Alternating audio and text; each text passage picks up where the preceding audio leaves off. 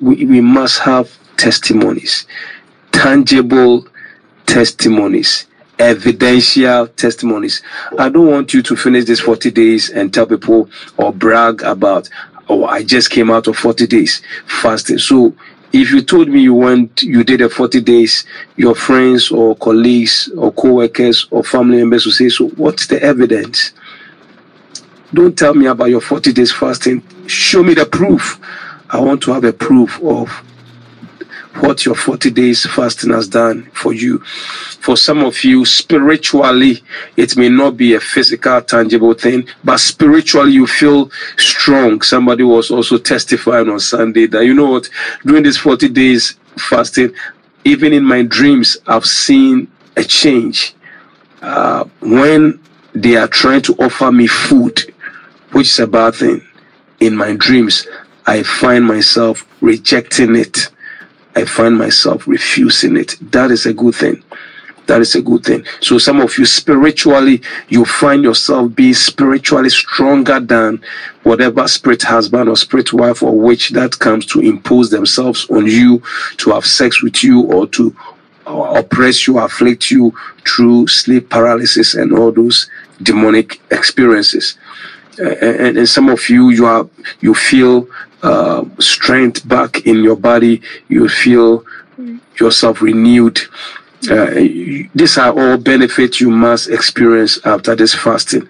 Some of you should, if you have done the fasting well, you should be losing some weight, which should be helping you with your health. You should have lost some pounds and feeling better with your health in the name of Jesus. Some of you also, your spiritual sensitivity is so high.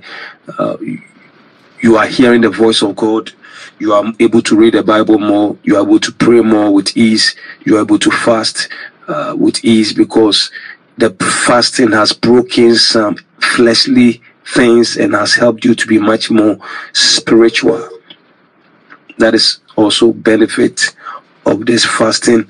And some too, because this fasting is dealing with some foundational issues in your life and strongholds in your life, you are going through the worst time in your life. There's so much terrible, fierce battles you are experiencing in your dreams and around you. It is okay. It's okay. It means that you are hitting your target and your enemies are angry and responding. That is a good news, because in the past, your prayers were not moving your enemies. It wasn't moving the witches. It wasn't moving the strong man. But for the first time in your life, maybe this time your prayers is beginning to hit your enemy's territory. It's hitting their foundation. It's having an impact on their witchcraft attacks on you. And now in a battle, your enemies have the right to respond, and they are retaliating because your prayers has been giving them trouble, and therefore they are reacting. It's also in the Bible. So if you are fasting and you're expressing that, don't think that your prayers are not being heard. You are coming out of Egypt, because if you are a person and you are a spiritual prisoner, or you are spiritually in prison or in bondage, then when you are fasting, you are going to experience resistance. Why? Because the fasting and prayer is bringing the angel of the Lord to come and rescue you out, and Pharaoh is going to contend over your soul, over your body, over your spirit, and therefore there's a contention going on, and that's why you feel so much battle, even in your dreams and physically and everything. Some of you wake up, and that's the time you find it very difficult. It is during this fasting that you find it so difficult to fast. You wake up and you are craving for food for no reason early in the morning. Usually, sometimes you're able to go through the whole day without eating and nothing bothers you. But immediately you declare this 40 days fast or started joining in the fast, you wake up in the morning and you are so hungry. You can't control yourself, so hungry. And then if you don't eat and you want to stay focused on the fasting, you begin to have severe headache, dizziness. You feel terrible. Why? Because the demons, the principalities, and the witchcraft powers that have hold on you are so furious, so angry, that you are trying to release yourself from their spells, their charms. So they want to discourage you from fasting. If that is your case, I tell you, don't be quitting. Press on, because the fasting itself is breaking and delivering you from witchcraft manipulation, witchcraft control, witchcraft spells, black magic, and voodoos. So you find it difficult to fast.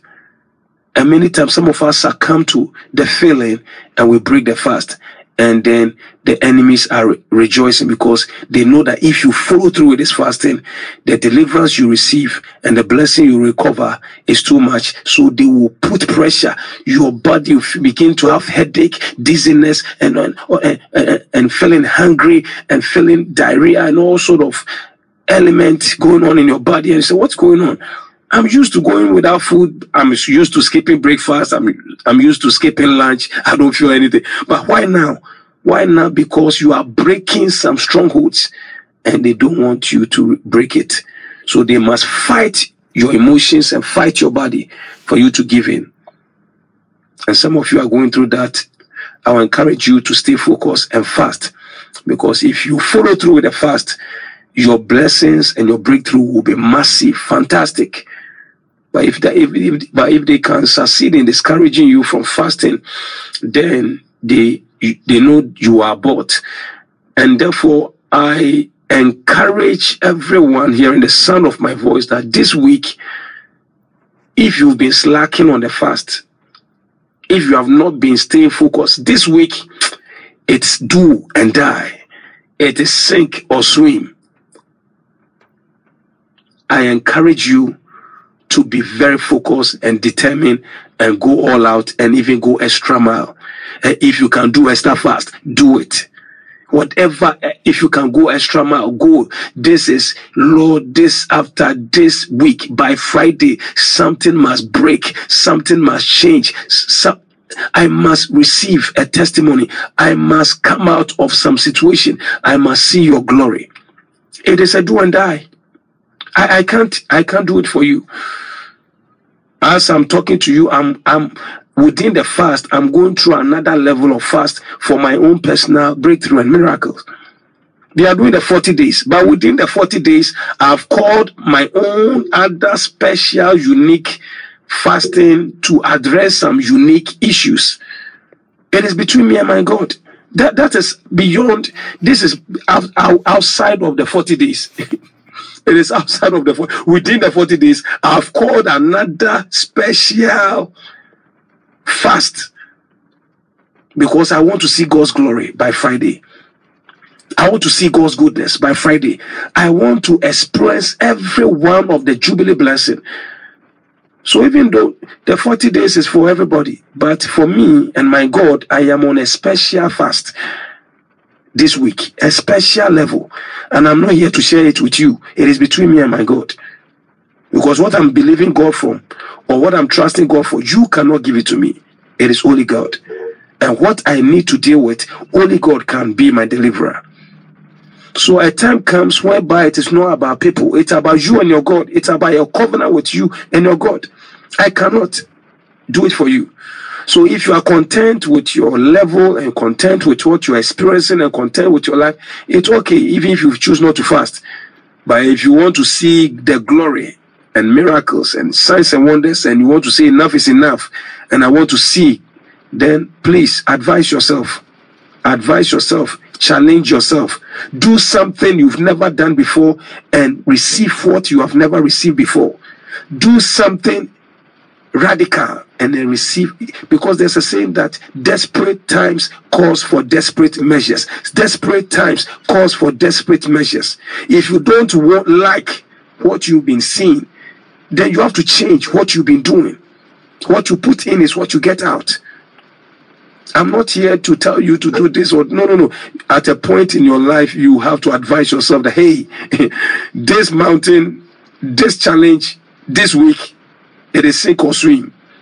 It is do or die. And whatever price I must make, I'll pay the price to possess what I've never, ever possessed in my life before. I'll pay the price. What is the price?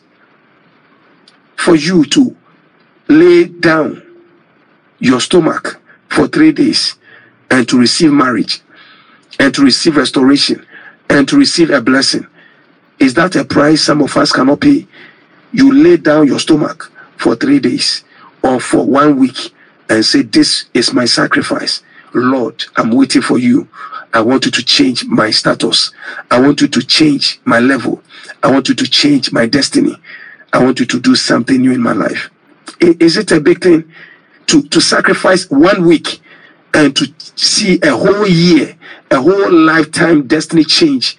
Didn't Esther do it?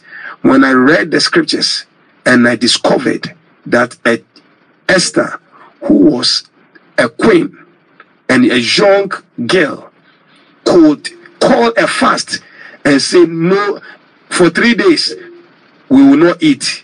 We will not drink because I want God to do something. She was young. She was a very young girl, less than 25 years. Second, she did not have to fast because she was a queen, enjoying all the privileges. In fact, she was the queen to the king who ruled an empire, not a nation, not a continent, who ruled an empire from Ethiopia. From India to Ethiopia, this was the king who was ruling the whole world at that time. And she was the queen to that king. She had everything to her disposal. Yet, she said, I will pay the price if I will get my race. I'll get my people delivered from Haman. She paid a 3 days fast price, and she amassed a blessing that is up to now. We are reading about it. So at a point in our lives, you must advise yourself. Either you love to be where you are, you love to go through what you are going through, or you want to say enough is enough. Lord, I'm willing.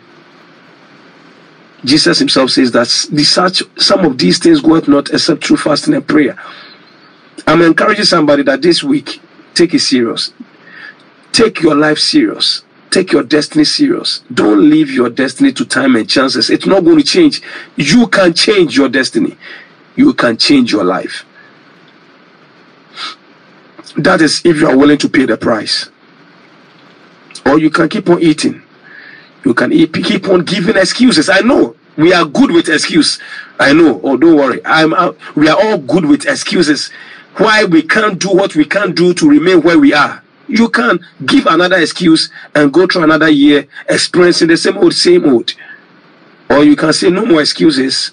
I will pay the price. And whatever ultimate price I must pay, I will pay the price to possess that which I have never, or I was never meant to have. Hey, some of us, we were never meant to have some things. You were never, according to the records written by witches and wizards and your enemies, you were not meant ever to ever make it. You are never meant to marry. You are never meant to be pregnant. You are never meant to have a job. You are never meant to have your citizenship. You are never meant to break through life. They have written an ordinances against you. And you think that these ordinances can be reversed and revoked and overturned by eating and drinking and giving excuses. You are joking. Some of us, we are joking until now. If we think we can take it easy and make it. Join us. Go to our website, www.freshfireprayer.com. www.freshfireprayer.com and get more information about the ministry and about our prayer line and fasting. And also order the book touch not my anointed, and it will bless you. God bless you. Bye.